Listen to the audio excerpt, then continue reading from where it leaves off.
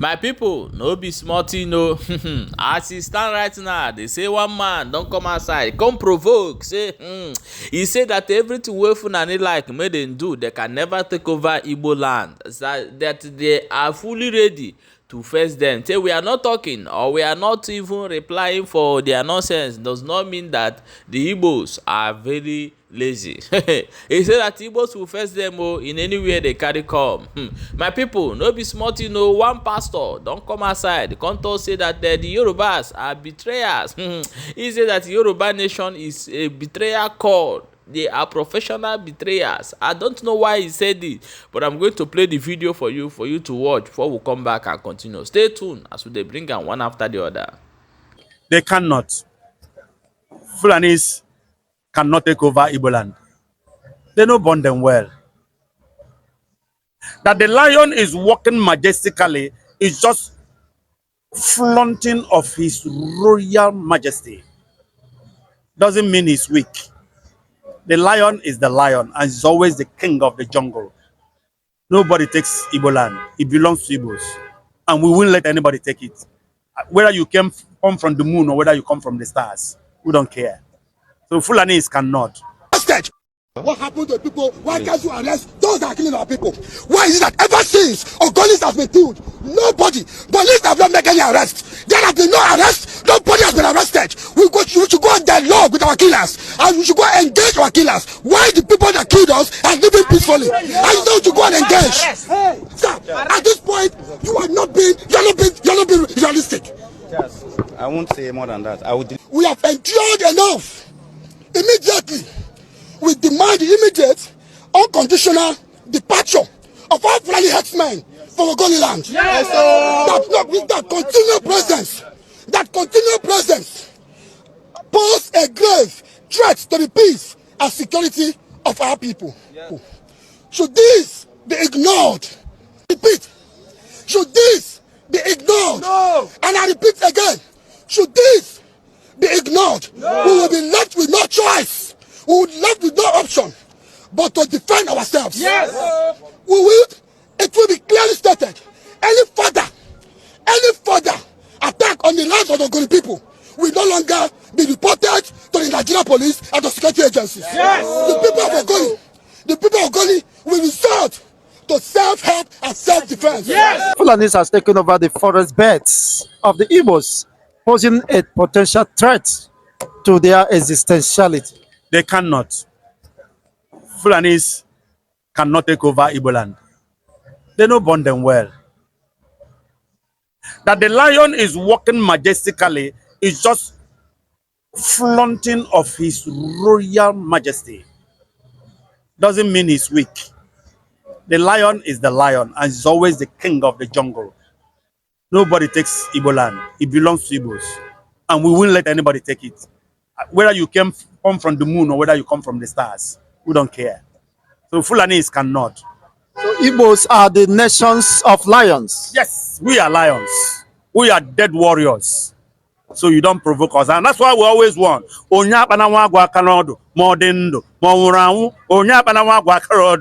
You know, that's a war song. So you don't tamper us simply because we are peaceful people.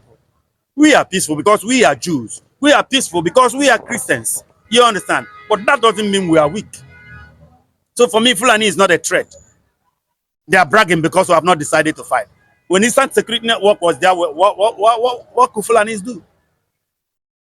So you see, I am not afraid of the Fulanis, Heřdsmán or whatever. Igboland belongs to us. East belongs to us entirely. And cannot be taken over by anybody from the Sahel.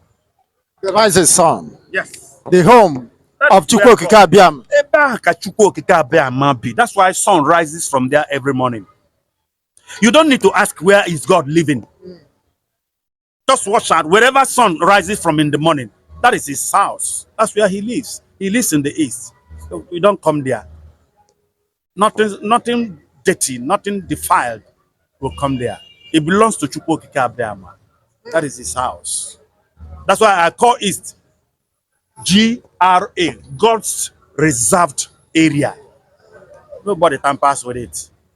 I've heard on several occasions that Igbos claiming that nobody can invade the communities of Igboland, Igbo, but definitely that seems not to be the case.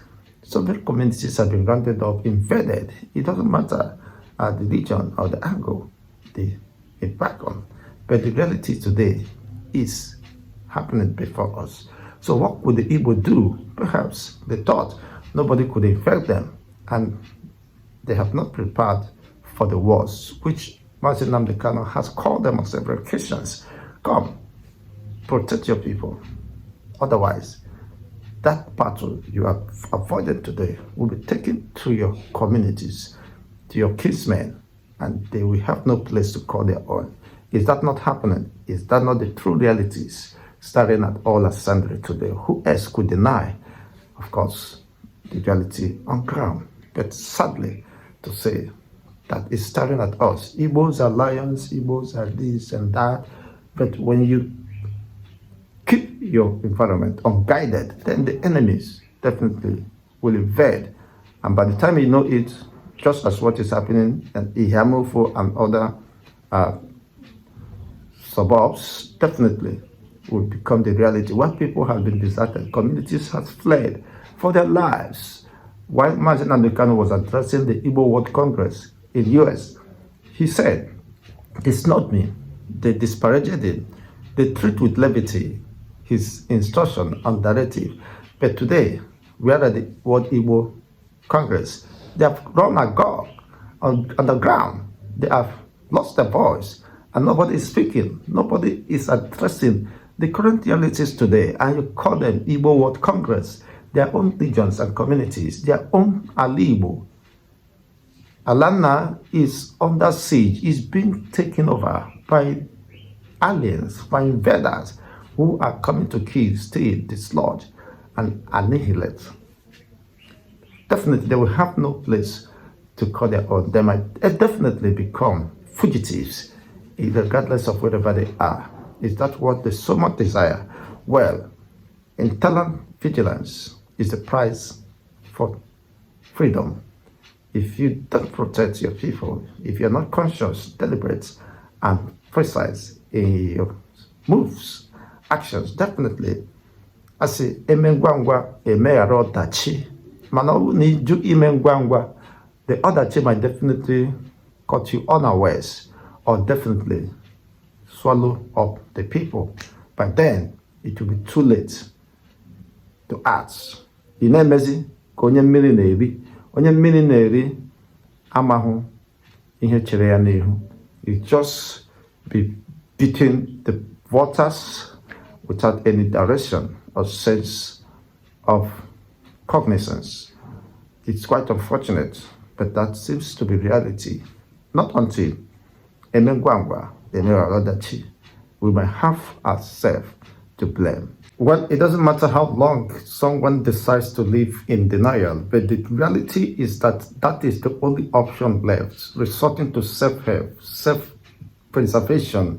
If you want to preserve your cultural heritage and prosperity, your life as Nigeria is today, you must resort to self-help.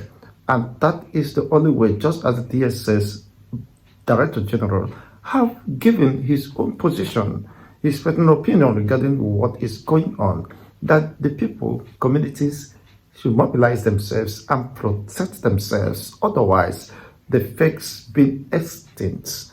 Of course, they face the risk of extinction, and that is not just the way, just as the Ogoni people has given an ultimatum for the Fulani to vacate their communities, their farmlands, in order to preserve their own cultural heritage and life. They can no longer continue to watch their own people being killed, murdered, arrested, kidnapped, tortured, molested, raped, and the rest of them. So they have given the last warning.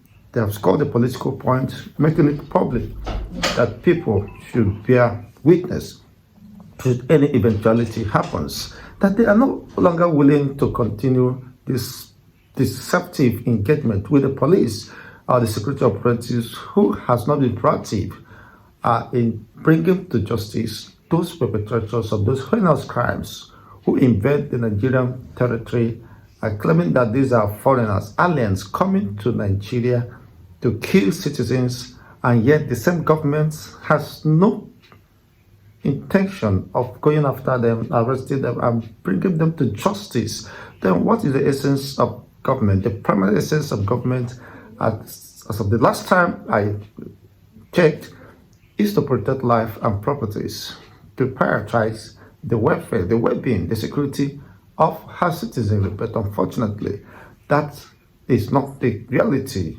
or is far from being the reality as far as Nigeria is concerned. Several communities have been deserted. The indigenous people either killed or expelled and reoccupied.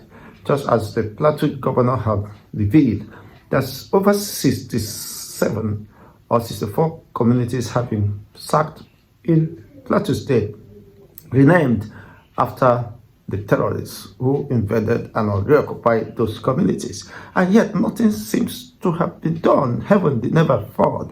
And the government seems not to be proactive in her action or decisive actions to combat terrorism. Perhaps could it be that the government is either handicapped or an accomplice to whatever is happening? Whatever be the case, the people have decided never again to leave their destiny in the hands of those who careless or who eventually might be part of the calamity befalling them. It's quite unfortunate. Then you do have to blame the people at this time when they have taken up to defend their inalienable right to life. And as citizens, definitely the right to self-determination, the right to self-defense is an inalienable right that cannot be usurped, not even by the government or any constituted authority. Then if the government saddled with such responsibility and if security operatives failed repeatedly to protect lives and properties, to bring to justice the perpetrators of this heinous crime, do you have to hold the people accountable for defending their inalienable rights to life and, of course, to preservation of their cultural heritage. This cannot be allowed to happen. As it stands now, the people have decided to defend themselves, and there is nothing wrong. You could not at any time force such decisions because there are evidences, that are confirmations to the fact that they have been victimized. There are casualties. There are people who have been killed, kidnapped. Paying ransom has become the order of the day. Perhaps it is time for the government to review its security architecture and, if need be, integrate the people and form a synergy with the local communities to fight these invaders. They are not all powerful. They are not invisible.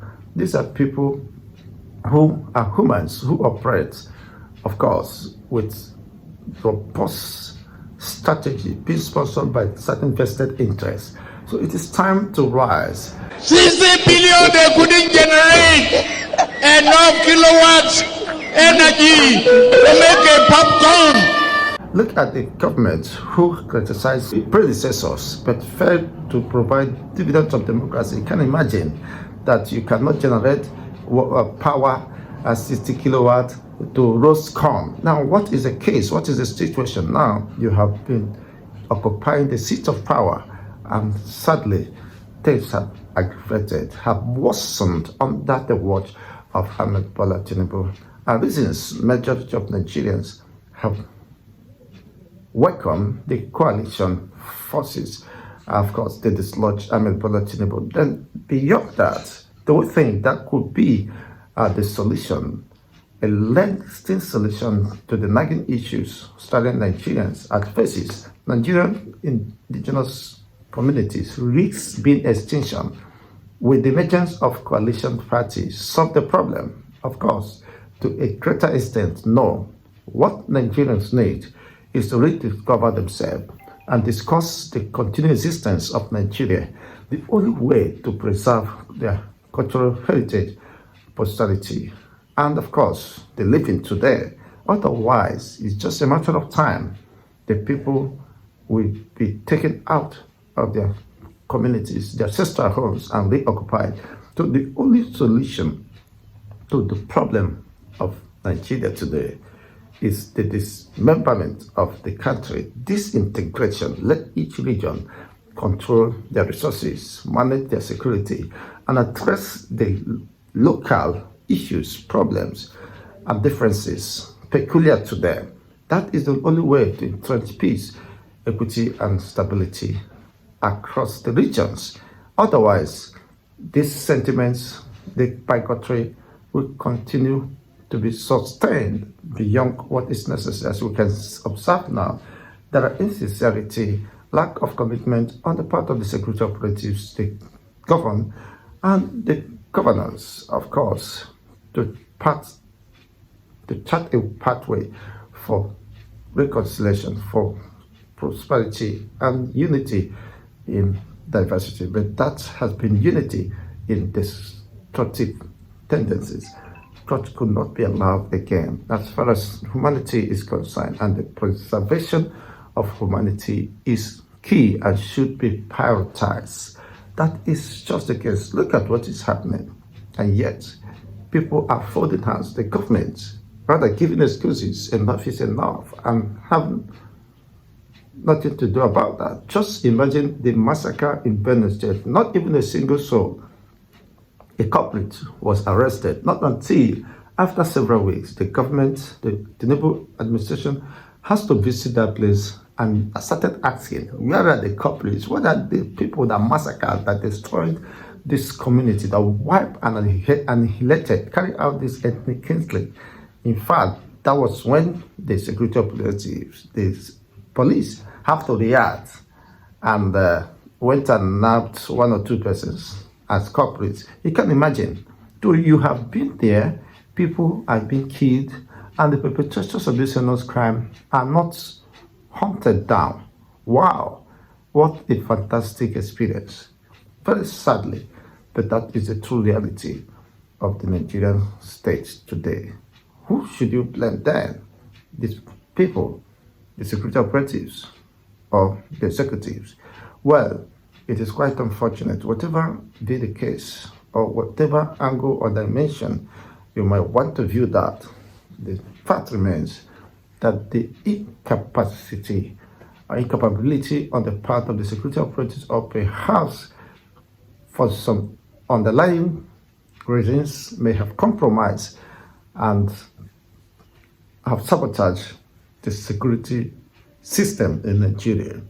That is just what I could decipher from all that is happening, where eventually some persons prefer monetary inducement in order to cover up. This has become more or less a norm in this country. How long shall that continue? That is the nagging issues and questions staring at us.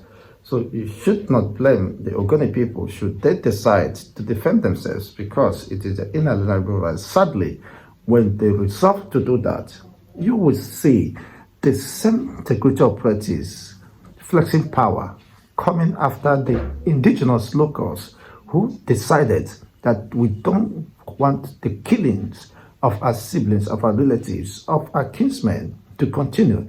The same government, the same security operatives that have failed to provide security to their life and properties will come after them, hunting down the people, the locals. You begin to ask, what exactly is happening?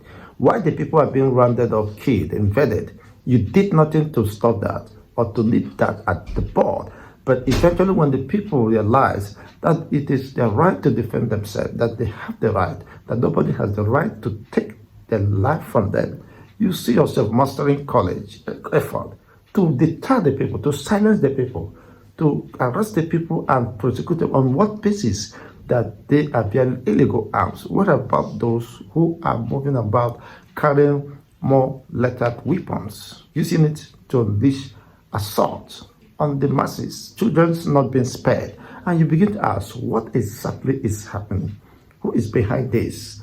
Are the security operatives conspiracy to this, an accomplice to this, does that act?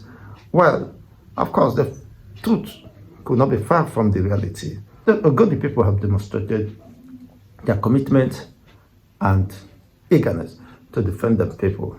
And perhaps that is the way to go for any community or society that want to preserve themselves. My people, I don't hear them as our brother they can explain them the things will go happen and the things will go soon come.